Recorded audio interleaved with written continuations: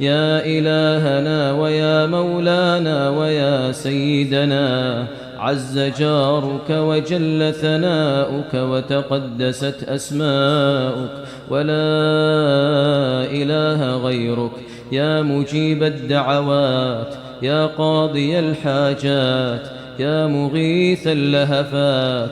اللهم يا مقلب القلوب ثبت قلوبنا على دينك برحمتك يا جواد يا كريم.